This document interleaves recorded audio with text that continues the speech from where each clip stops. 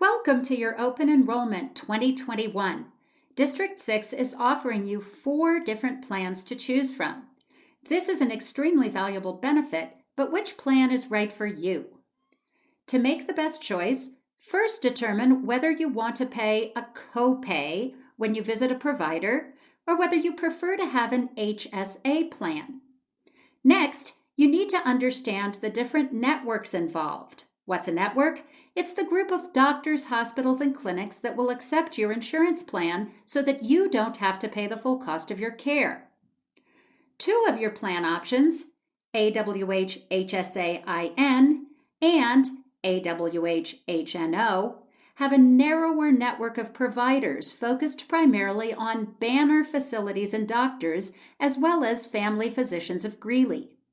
These names are hard to remember, so let's call these plans Banner HSA and Banner Copay.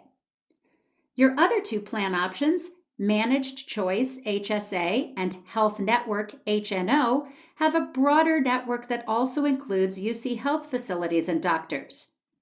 We're going to call them Broader Network HSA and Broader Network Copay. Great! But which plan should you choose? To see how these different options work, click below on HSA Plan Example or Copay Plan Example.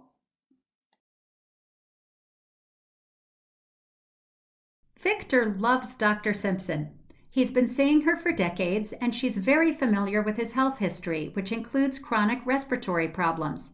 Victor is disappointed that she's not in network for any of the plans offered, but he's willing to pay a higher premium of $143.78 per month to stay with her, so he chooses the only plan that will provide any benefits for out-of-network care, which is the Broader Network HSA.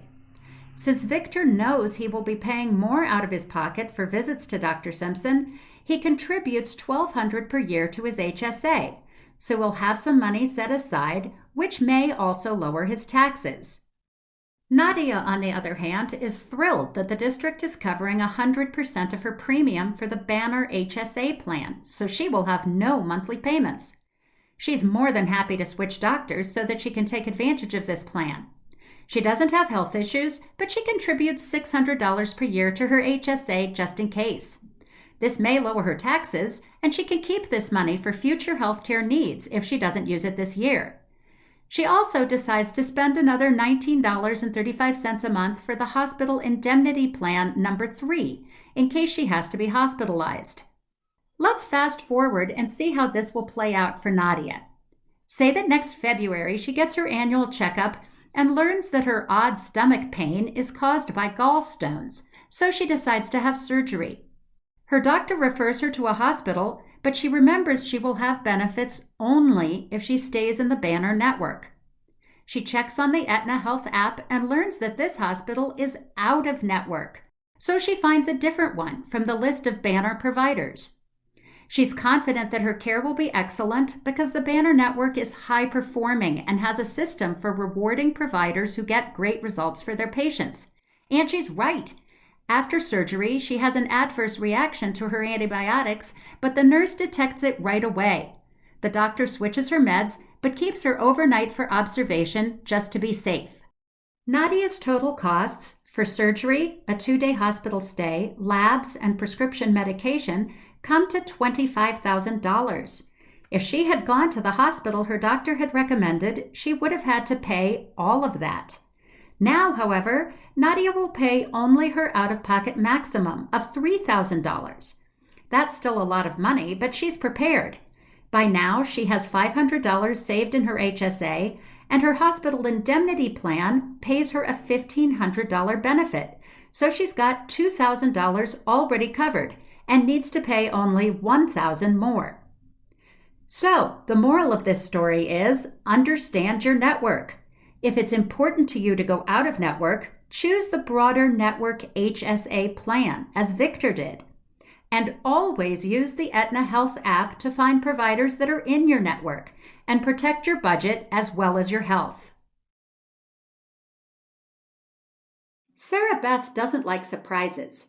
She seems to need health care frequently for one thing or another, and that's frustrating enough without wondering how much she'll have to pay. so she prefers the predictability of having set copays. She notes that the benefits in the two copay plan options are exactly the same.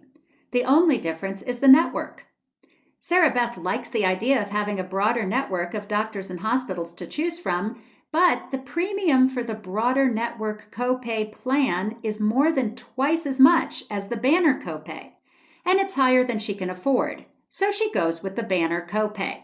Since her premium is only $68.41 a month, she decides to set aside an additional $360 per year in her FSA, which will lower her taxes, to pay for her healthcare expenses. A few months later, as luck would have it, she fractures her wrist in what feels like a minor fall and goes to urgent care, where she pays the $205 cost of the visit, as she has not yet met her deductible. She has wisely kept the address of an urgent care facility that is in the Banner network in her phone, so when she falls, she knows right where to go. When she visits her doctor, a $25 copay, he finds she has osteoporosis. He refers her to a specialist, a $50 copay, who gives her a prescription, which costs her only $30 for a 90-day supply, since she chooses the generic brand. Sarah Beth's out-of-pocket health care costs for the year come to $310, all of which she pays out of her FSA. At the end of the year, she has $50 remaining in her FSA, so she buys a first aid kit and a pair of reading glasses. Sarah Beth made some smart decisions. If she had gone to an urgent care facility outside the Banner network, she would have had no benefits, and what she paid would not have counted toward her deductible. She also lowered her taxes by using her FSA.